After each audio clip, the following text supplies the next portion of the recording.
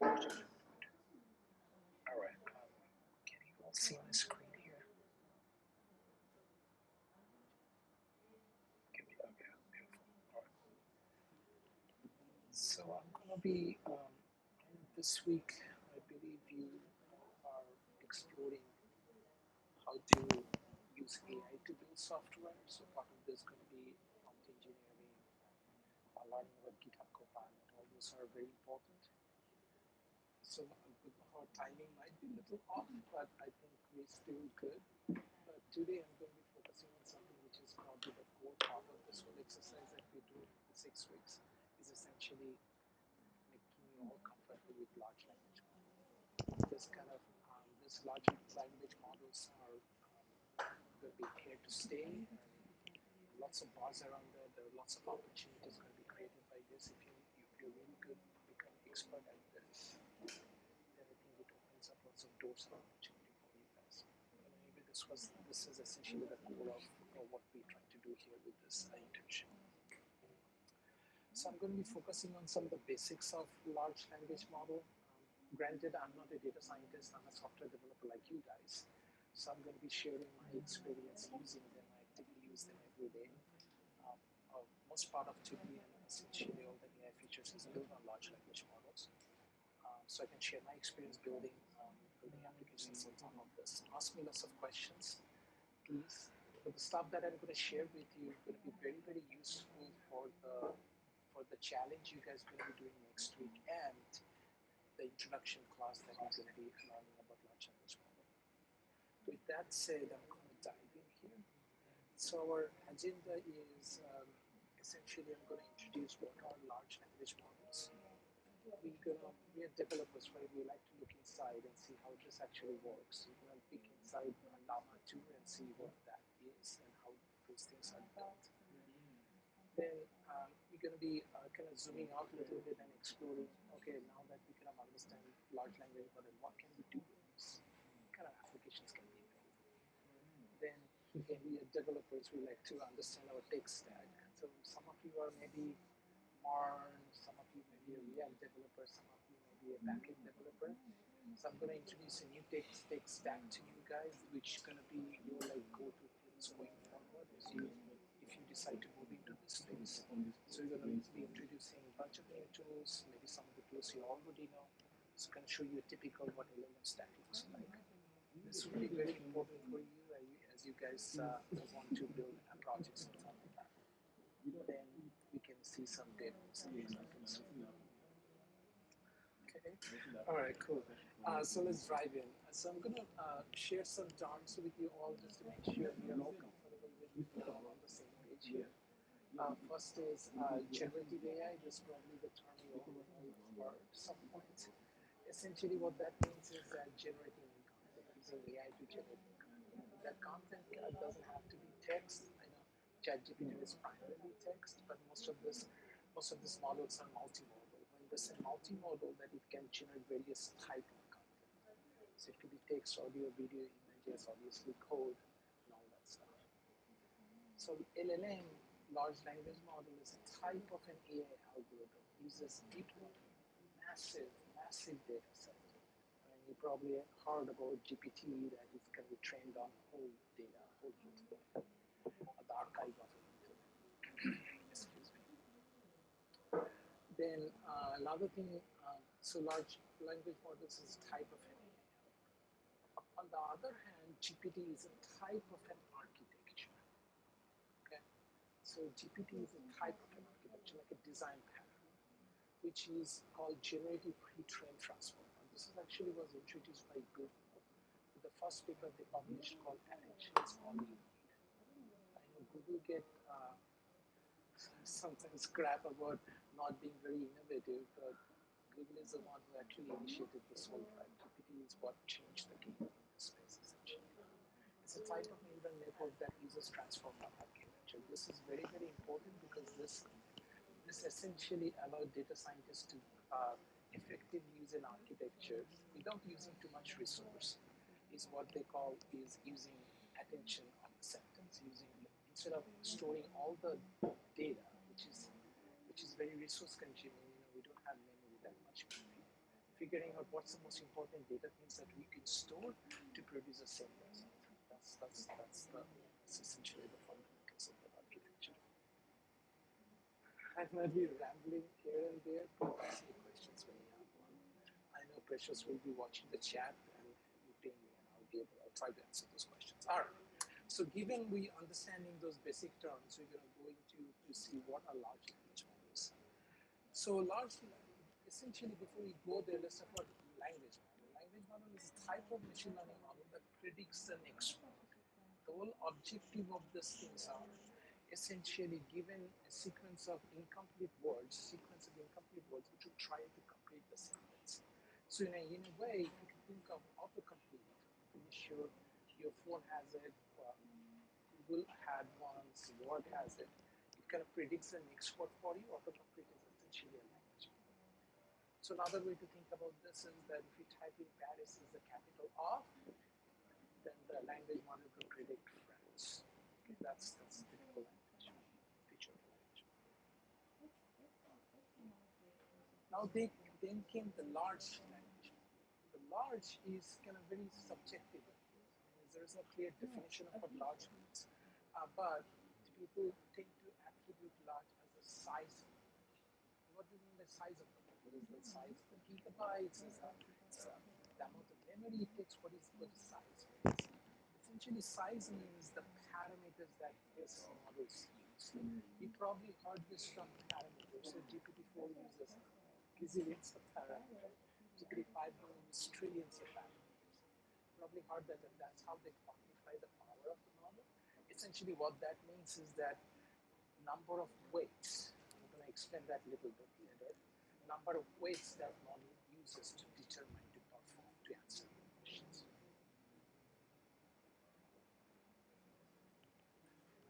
Okay. So this is obviously what was it? It's been a year now. ChatGPT came out. More than a year now today. And people say, well, this is like a glorious sudden innovation. But if you step back and think through this a little bit, it took some years of research and innovation based on which the GPT model came. So it didn't happen. It was not an overnight success. Data scientists and machine learning experts have been working on this for years and years. So this is kind of a snapshot of it. It started with neural network. This is again a type of an architecture that this model is used to process your data, process your request. NLP beginning, which is the first initiation of natural language processing, which is typically most of the models are here. Then there was a concept of n-grams, which is essentially we're able to work with a number of tokens. It was limited to, now we have context window of 10,000 something. Gemini has probably 100,000 context window.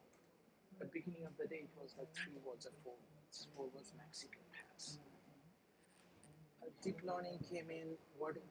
This is one of the things that in 2010 Google came up with. We actually used to use work to for example at the time when we built our first recommender for news articles. Then came the introduction of the transformer architecture, which I said that accelerated the whole innovation process in this space. Then BART came out. BART was the best model available before GPT. That was the state of art. And GPT came out, generative pre-trained transformer, and now we know what happened. That's just kind of history. So again, it was not an overnight success. The people have been working on this program for years and years. So key features of LLM.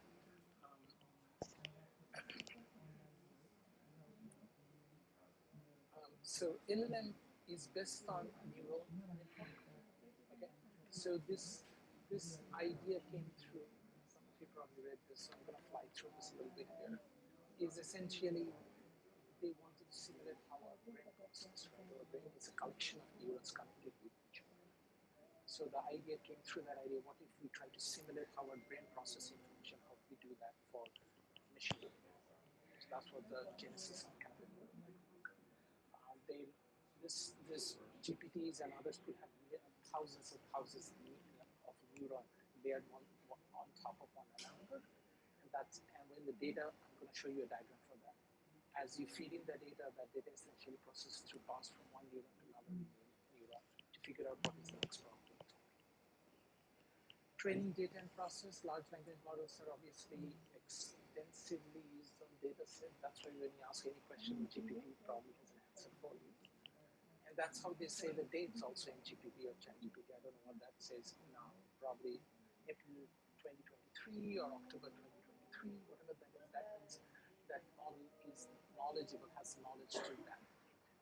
What essentially that means is the model has been trained using all the information. We all know the capabilities of this model. OpenAI is actually announcing something today. I don't know what that's going to be, but so far we have models that are capable of generating text, audio, video. I'm sure you guys have started using this already.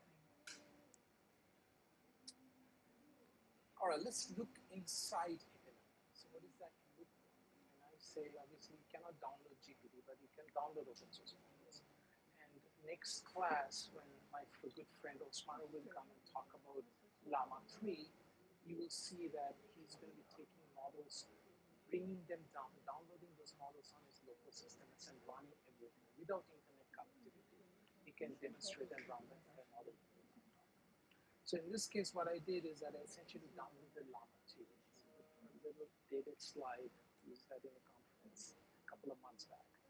But when you download a large language model, in this case Llama 2, essentially if you cd to that folder and just say find or open, you're essentially going to find two important files.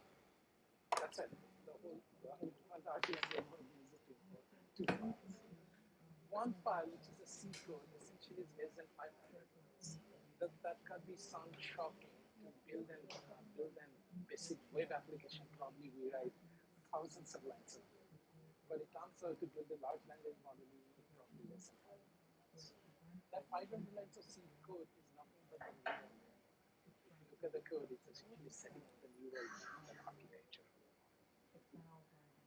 The other file, which is a huge, gigantic file, is a parameter. This is what drives them. This parameter file is that this is 70 billion. 70 billion for each one is two bytes. Essentially, that's why it's 140 gigabyte. Okay, each token, each parameter is of 2 bytes. That's why the file size is 140 gig. This is the parameter files, the weights that model uses to perform. Okay. Now, this is important to think through this. When they say that OpenAI, Facebook, and others spending millions and millions of dollars on GPU training, any idea what is the output of the training? You can answer.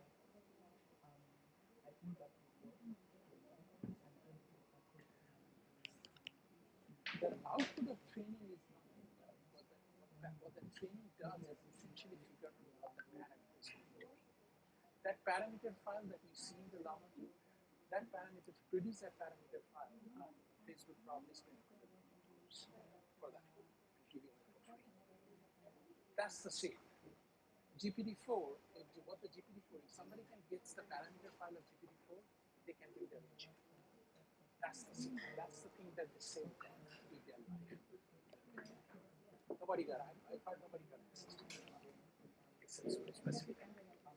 So that's what it is. So when they say I'm training a large language model, to summarize, this is probably very important to understand. We're developers, I'm not sure you're curious about this. To summarize, when they train, when part of the training, the output of the training of a large language model is generating this parameter.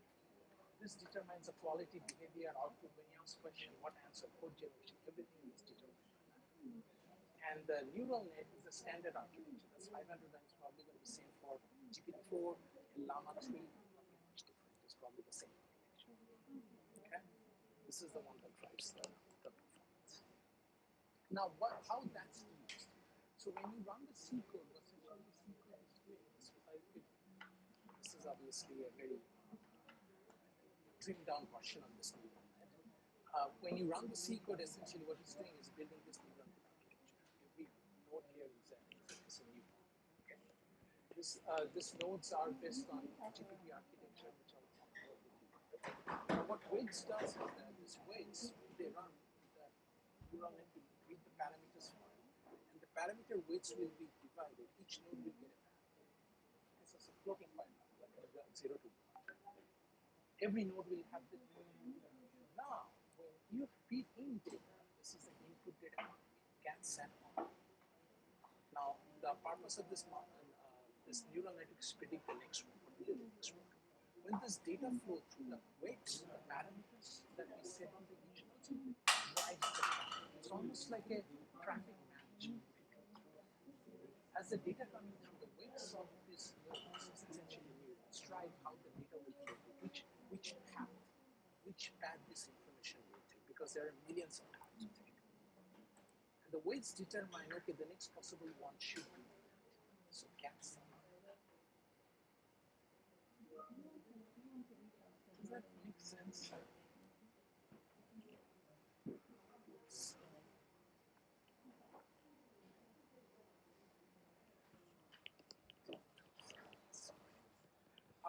Okay, so what's the transformer architecture? GPT is based on the transformer architecture.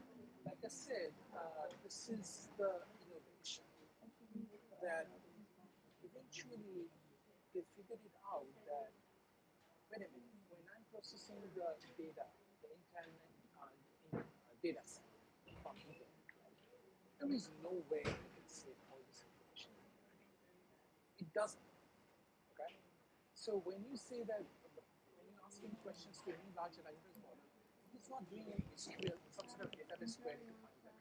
It's not actually. I just want to make it very clear. They're not storing the entire internet data somewhere and querying it for you every time you ask questions. A large language model. What they essentially did is took the entire data set from internet and zipped it into this 140 bit packet. This is a compressed version of the entire knowledge of the human history.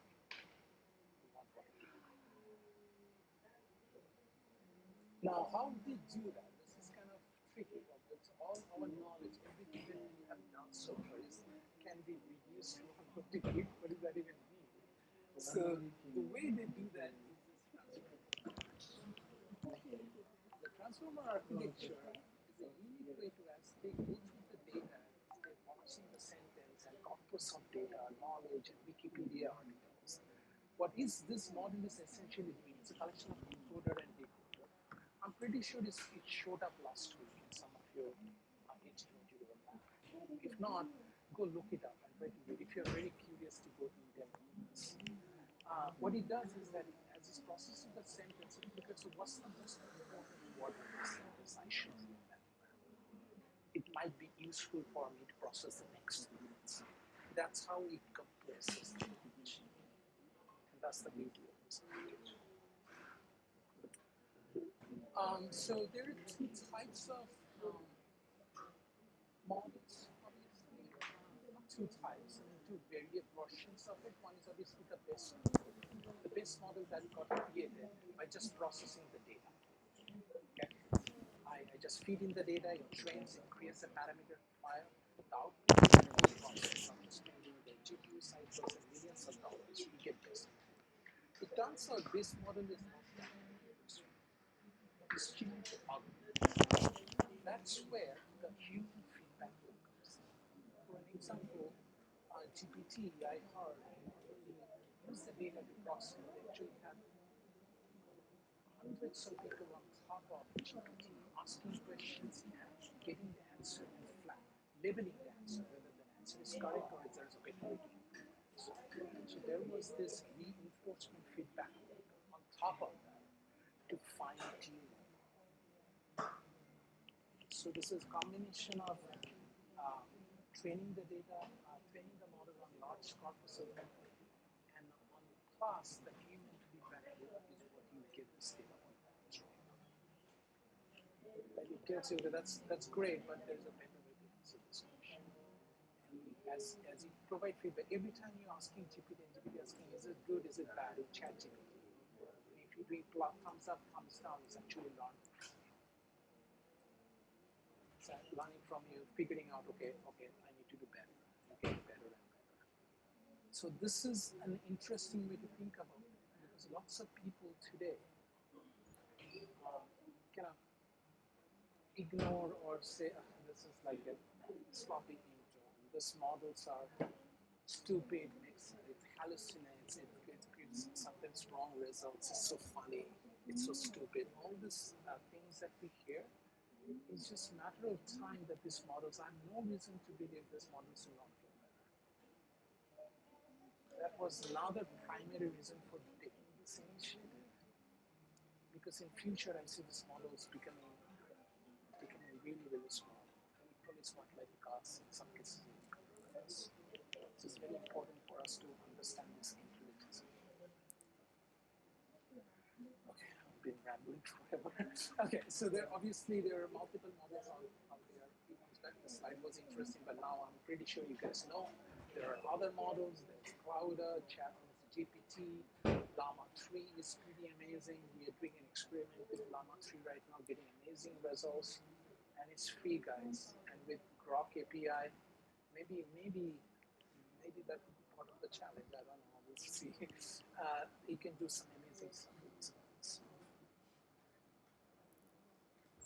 Now, I want to step back and give you even paint even bigger picture that I think would be beneficial for us because I'm vested interest in all of you guys. You're part of Tublian community. We like to see you all grow and succeed in your life. And treating this as a just a model that I use, I ask question and I get result. I give paragraph and say check my grammar and spelling and I copy paste the result. I think there is even a bigger thing going behind this. Yeah, One I way to sorry think Neil, about before you move further away, there are some questions in the chat box. So I don't know if you want to take them before you move. Yeah. can you tell me what's the question? So the first one says, is it after training that they save it in a vector DB? That's from Raymond.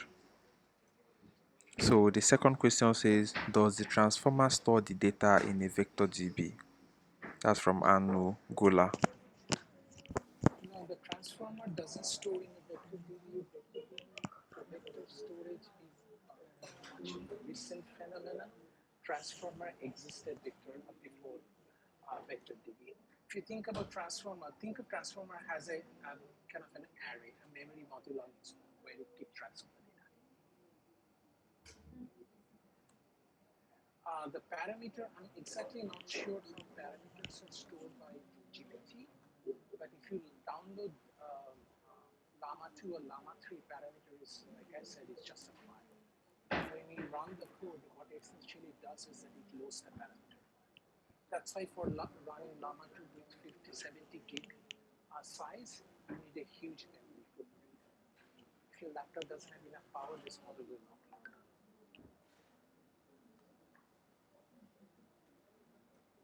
hope that answers the question.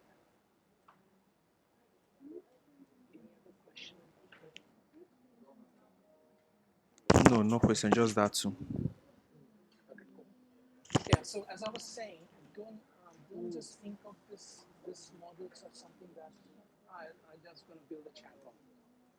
That's only application is chatbot, maybe a voice assistant.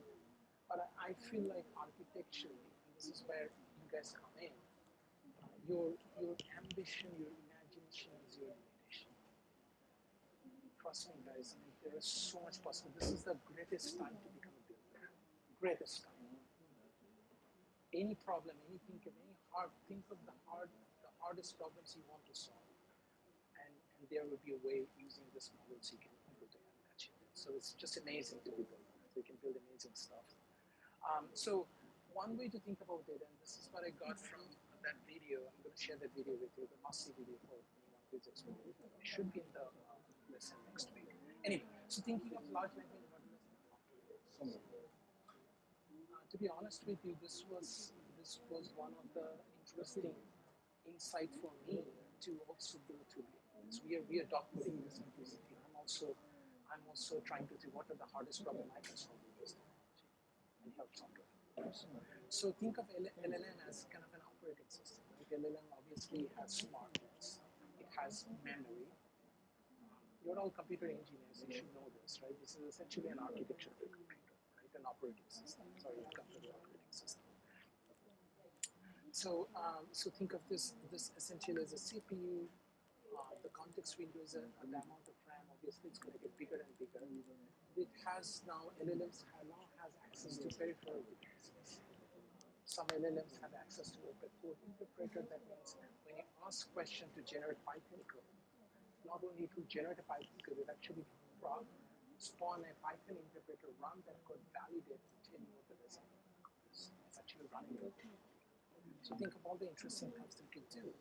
Um, Connecting to the browser, so if it doesn't have any information, it can go out over the internet, find that information, take that information, and just digest that information into result.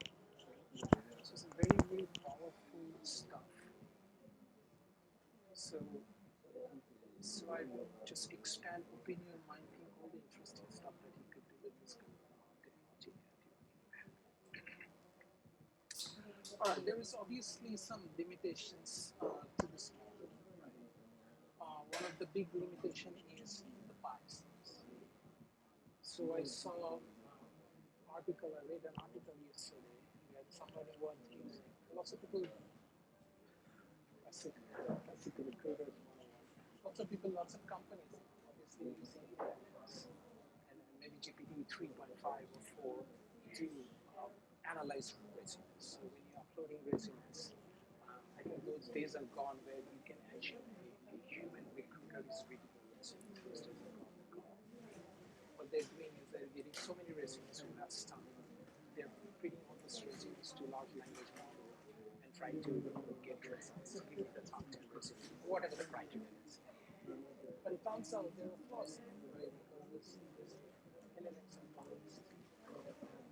So there's biasness which affect the selection of those resumes, so which is probably an unintended consequences of what companies don't want to do, but this actually happens. So there is obviously biasness, and sometimes the biasness is the context, common sense is an issue. Hallucination is a classic issue,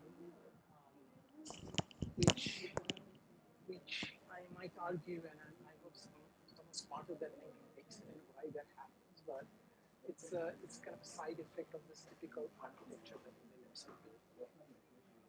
And again, it also depends on, like I said, when it creates a parameter file, when it zips all the knowledge, all the human knowledge into that parameter file, it's obviously not storing the exact rules. Right? So for an example, when just an article from Wikipedia, this obviously doesn't copy the entire content and store it, it just compressed. But if you ask any information about that Wikipedia article, what it's essentially doing is that it's predicting and generating a new text. That text will be very different than what you have on the Wikipedia. So sometimes when you generate that text, it might make a mistake, it might hallucinate. That's where the hallucination comes in. But there are many techniques and tricks that we've been using to address that problem, code generation for our agent. There are many techniques, but I strongly believe that this type of problems will be solved. But biasness is a much bigger problem that we need to address. Um,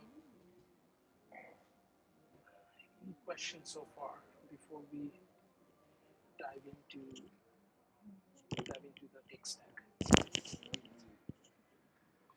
I think there's a question here from Arun who says, how can we develop these models? I mean, that's why we are here. Okay. So then All right. Raymond made a contribution. He said, the drawback of scanning a CV is that the apps only scan the CV. There's not much AI in it. I've been researching on it for a while due to being unemployed and recruiters not coming back to me. This is from Raymond. And I mean, talking about the limitations that you mentioned. Okay. Yeah. AI in the sense is probably trying to summarize it. You probably know this better. But if you guys are interested, I can share the link to the article I was reading, which is very unfortunate. But don't worry, you guys will have a straight code that's going to be much better than stupid two-page resumes. All right. So, what type of applications you can do? We are developers. Can we not build something like problem we can solve this? Obviously, there are most obvious ones of chatbot and assistants, and I keep saying obvious one, but there are tremendous value. We are seeing um, chatbots using in mental health space where it as a support system. And this, I know we keep saying, oh, AI is so smart, AI is great, this one of the things that gets ignored, and I think it's important to point that out, how empathetic, how human the systems are. So, for an example, when I use I used to use ChatGPT to kind of generate some code. If you make some mistake, also this is stupid. Why did you do that? And it always responds by saying, "I'm sorry. I'm sorry. I misunderstood you. Let me try to solve this better way. Apologies and all this kind of wording. I mean, I used to do it to you in the past. If you go to a developer and say your code is stupid, you're probably not going to do it. It's interesting. So there's very interesting things in there that is super valuable in spaces like chatbot and assistant. Code generation obviously is one of my favorite topic. Um, I do believe that developers are more than just just writing code. We are here to solve problems. Code generation is the less interesting problem. I rather have a little to that for us. So there is lots of stuff in there. Sentiment analysis is to take teams. I literally saying teams of data scientists and engineers to build. Now you can just do it in a prompt. So those are some ideas and stuff here. All right, let's go to the stakes.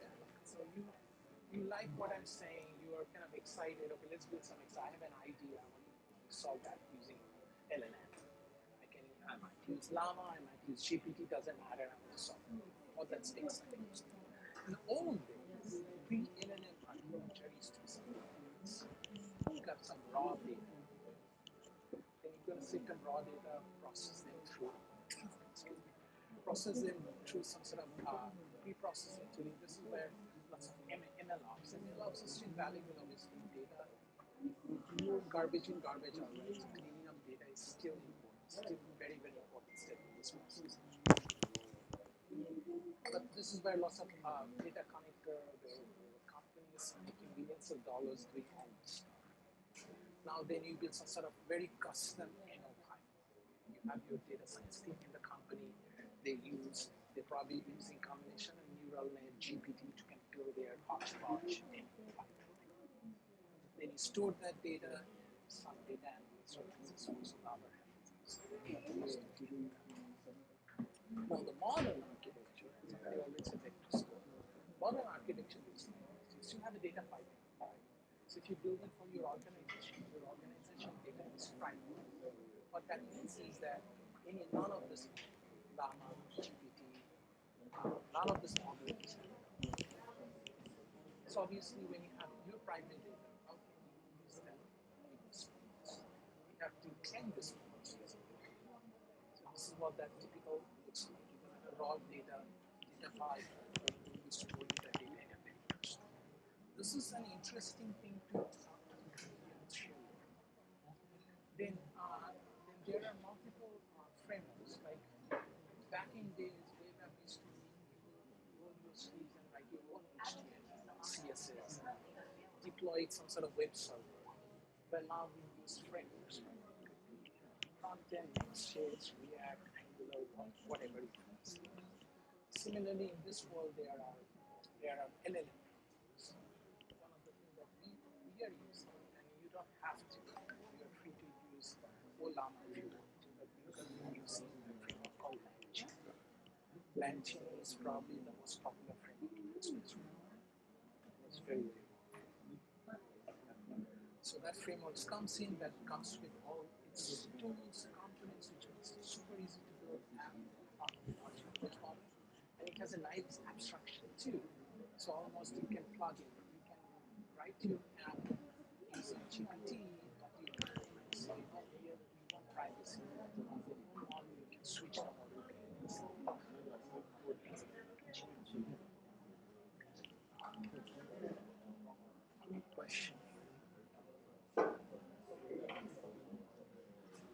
share this deck with you guys because this will be very, very important for later this week, the rest of this course that we are taking. Any challenges, any stuff we're going to be building on this Nilanjan. All right, so there are multiple tools in here, obviously, in this case. For data pipeline, I've used Databricks in the past. Databricks here, Flow, you could have your own clone, roll up some Python scripts to process your data. Then you have a bunch of vector store. Is free open source. This is probably what we're going to be using for our challenges. There are other storage as well. There are a bunch of API, opening, OpenFace, and then the frameworks, LangChain, ChatGPT, Llama Index. You can actually, in fact, when part of Tublian still uses the API I handhold to directly come to GPT. So I think that you can do as well. Any question here?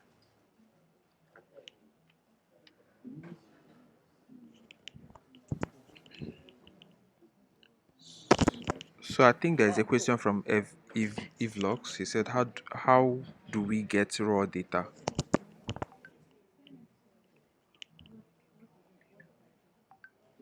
I guess that's in terms of the project. The Yeah, for the project, if you design the project, we will give you the raw. But if you are trying to solve your problem, you have to find your own data. This will make sense. I actually have an example. I will answer this question. I'll show you the code. Um, this is up to you. The type of problem you solve. Short answer. So this is going to be our stack. It doesn't have to be yours. I know some of you will say Java. You're going to be using Java. So I will try to support you as much as I can. But I primarily use Python and LangChain, so I'll be more helpful there. But this is my stack. It doesn't have to be your stack. When we're going to be designing the challenges, I know some of you are very interested to kind of build. It should be.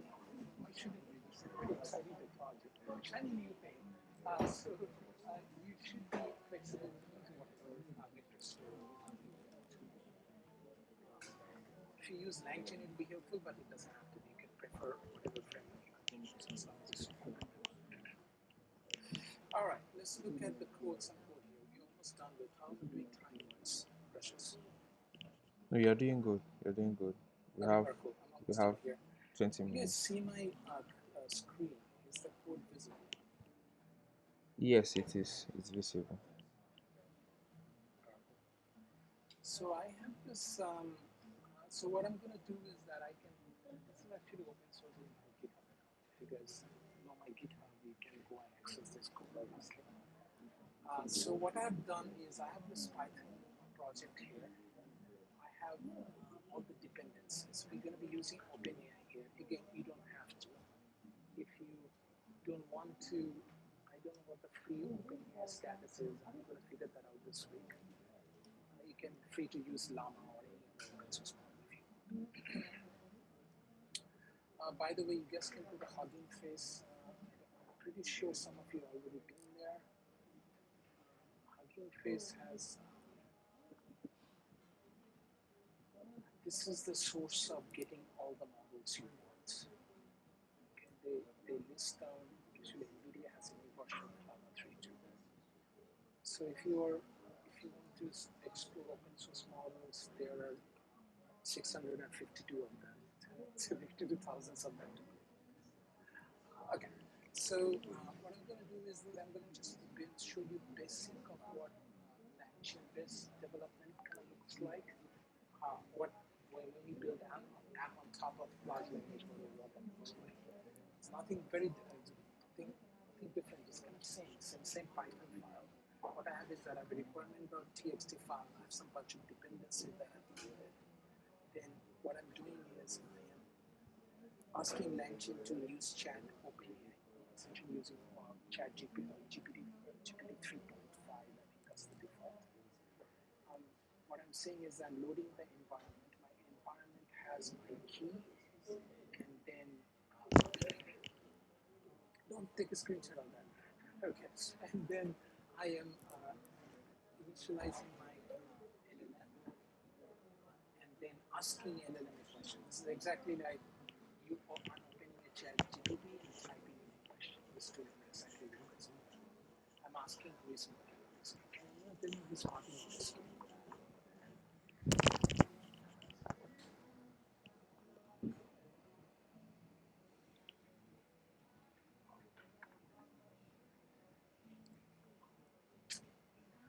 Okay, so we get the output parser, we get the result from this LLM. The result could be a JSON payload in a complex structure. When we get the payload, then we are asking the parse that as a string and print out the string. Okay, so try to see here.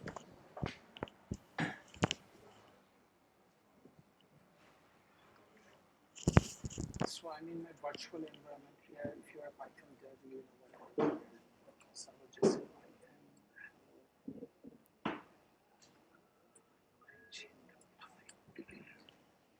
what essentially is doing, it is essentially loading that LLM, making an API call and getting the result. Martin Odeski is a German computer scientist who created the mind-framework programming language Scala. I'm honored that I worked with him closely back in this. So that's one. So this is essentially what that means I'm using. But this is not that interesting. We can build on top of this, but any question is good.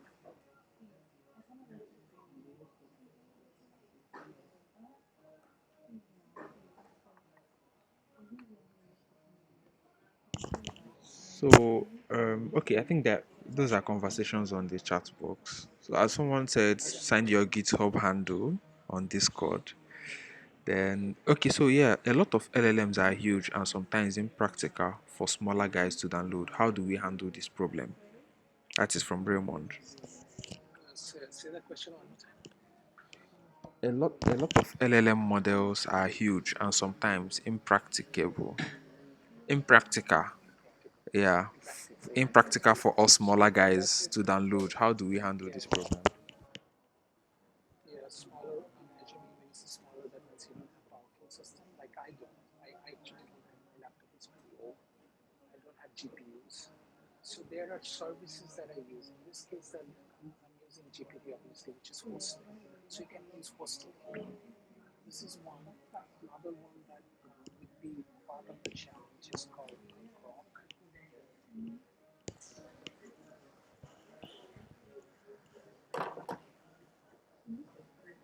So this is they have a hosted version of this that allows you to. So there are a bunch of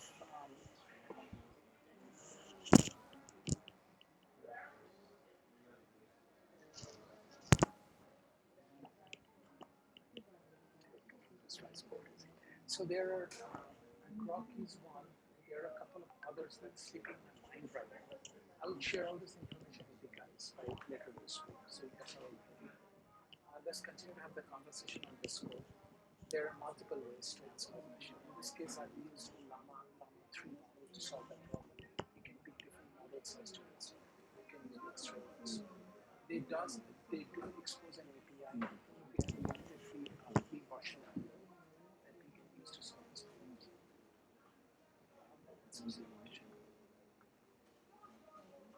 All right, the other aspect of this that we need to learn that should be part of this, go back to example and switch gears here to the slides for one more time, is what I've been calling, which is part of this week, is prompt engineering.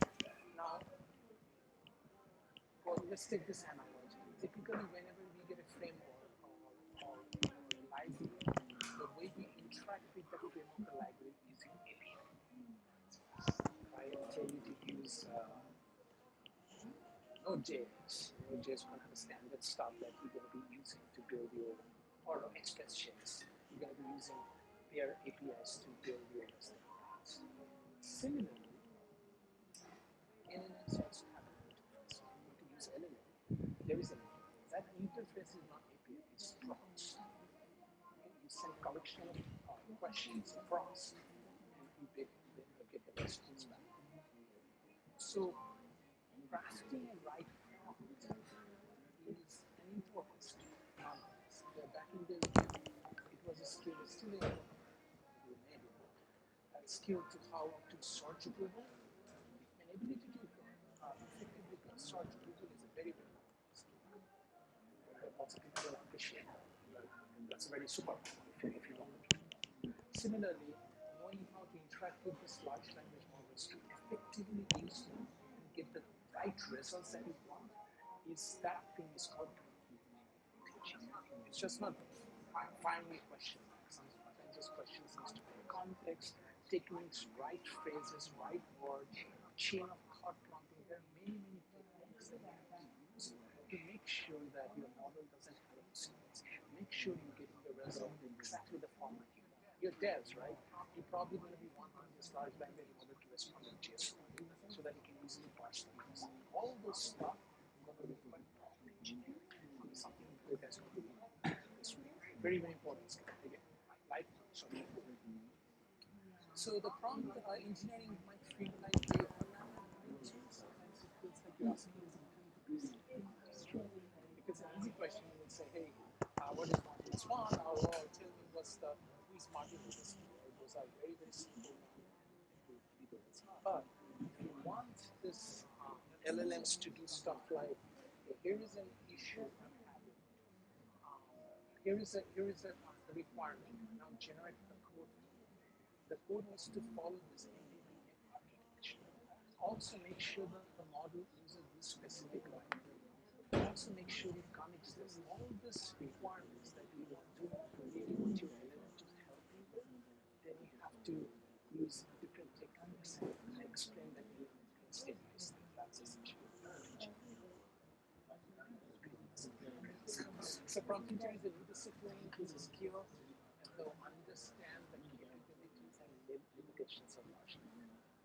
If you go to our YouTube channel, sorry, shameless plug, there should be a presentation I did on prompt engineering where I use prompt to generate an email web app. You could learn lots of interesting techniques there. But typically, prompt has a structure, like an API has a parameter, so the parameters it has return type. Similarly, prompt has a structure. You essentially start with an instruction. What do you want that to generate a code for? Answer this for, calculate this for. Those are instructions. Then you provide context. Okay, when you generate code in Python, make sure you use Python 3.3, not 3.8. That's the specific context you set. Then you specify input parameters. Okay, this function will take 2 parameters. Here are the 2 parameters. Make sure you generate the code in Python. Make sure you generate the output in JSON. Make sure you generate the output. So those are the every prompt has this 4 elements.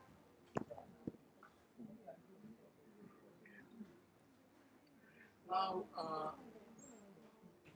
doing business every time you interact with is tedious. Initially, it's great working with ChatGPT, but as you build applications or complex applications, you would need some sort of abstractions on top of that. Those abstractions are provided by Nilanjan. That's why we're using this framework. Like frameworks provides abstractions. So Nilanjan has this concept of prompt technique that abstracts a bunch of these 4 key ingredients that I talked about in the last slide. It gives you nice little utilities and classes that you can use to quickly create very powerful prompts. So for chatting, it has, if you build a Q&A type bot using it, you can use a chatbot. And that has 3 different types of prompt. You probably heard of system prompt, your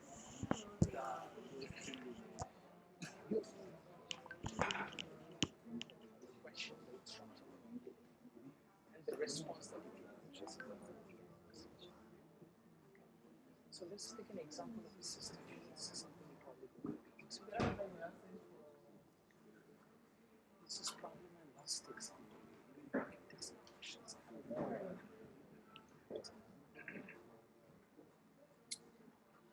Alright, So what I wanted to do is I wanted to build a chatbot for that would be amazing when that's in place. So you're taking an AI engine.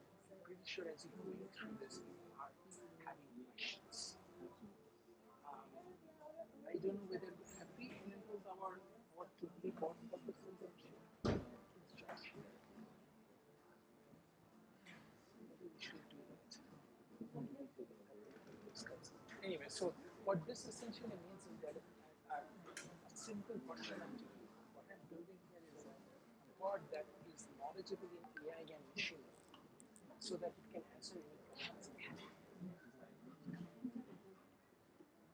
Now, one of the things about building the chat is, then I'll explain my chat is that's great. I'm going to ask you a question, then you will that the model is going to give me a response back. This is all great, but at the same time, I also want this model to remember or ask a session. So, for an example, if I ask the model what is linear relation, it will give me an answer. Then I don't want to ask the next question as give me examples about examples on linear integration. I want to just ask give me examples. When I ask give me examples, I want this bot to remember the numbers. Okay, what examples this guy is asking me. Oh, we are having a discussion on linear regression. We are should give examples. Context and memory. So Langchain has this. I don't expect you guys to understand each line by line. I'm just giving you first ideas. Your creative juices kind of flow. You know what kind of stuff you could do with these things. So Langchain provide a very real world programming application using this, it should be backed by some sort of memory store or something. But for this example, it's absolutely fine. I have a component called chat history, which remembers all the previous conversation. Now, I am setting up this using chat prompt. I'm setting the system. System prompt is a very, very important key feature when you interact with large language models. What is it? It is a way to set the context for it. Remember, large language models have been trained on everything, all the language. But what I know is modern is only not interested in something in music and other industries. I'm mainly focused on learning about AI and like algorithms. So using the system prompt, I'm actually setting the context for the conversation. So this optimizes the model to think, okay, all the conversations going to be. This is providing the context that we have. So whenever it's going to generate a response, it exactly knows what to respond. I don't know, but maybe there is a linear regression in some other topic, in some other topic. I don't want this model to get confused. So that's why I'm using a system. You can write a paragraph, hot content, pages and pages, obviously with the context. Here I'm saying, hey, you are an expert data scientist. You have comprehensive knowledge about AI and machine learning. You include foundational principles, everything that I need. Then what I'm using is this is why I love Nilanjan. Nilanjan almost has a huge, interesting piping syntax, almost like in Unix, where you can pipe commands, chain commands. Exactly, you can create chains. What I'm saying is that I will give you prompt, feed that prompt to a large language model, parse that output as a string. So this is my whole processing chain. I have a loop running in here which says what type ask a question. I'll ask a question. When I ask a question, it immediately adds to the chat history. And every time it invokes the chain, which is invokes the large language model, it passes all the messages from the history. So our LLM has an entire context. So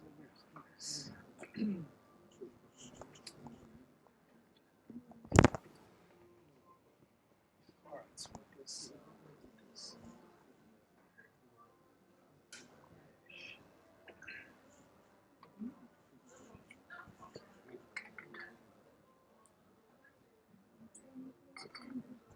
Regulations fundamental statistical model used for machine learning, data science, data analysis, and give you a bunch of description. And let's say, give me examples. Now, if it works right, it should be automatically present.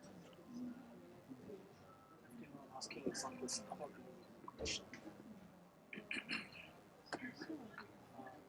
Give examples. Certainly, here's some examples of how regression is real scenarios. My own AI machine learning expert taught many kinds of regressions with lots of code, 50 lines of code. This and that. So these are some of the things that you guys will be able to do from next week onwards if you follow this throughout this course as well. That's all I got. Any questions?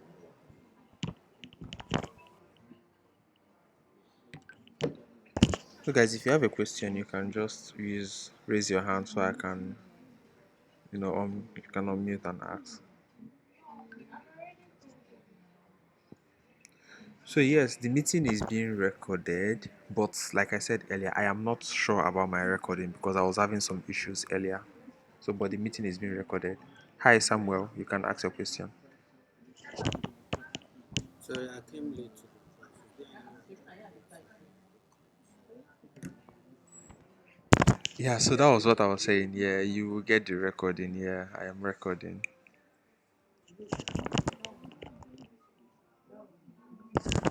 Any other question? Divine, go on.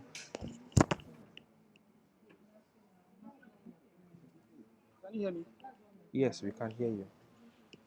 So he was talking about I saw what you said for the system. So I'm trying to understand like what we do is going to like going to create like are we going to like create like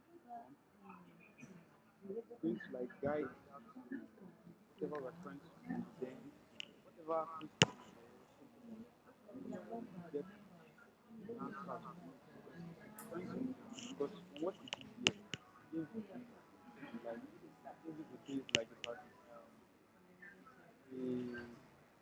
data scientist and stuff, then ask based on only what the data scientist can answer.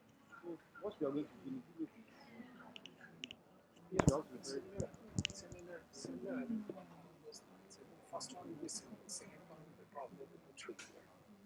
So think about this. So what I built is yeah. So um, yes. So what we will be doing is we need to step back and think through it. And we will try to solve it. Okay, I will design the problem such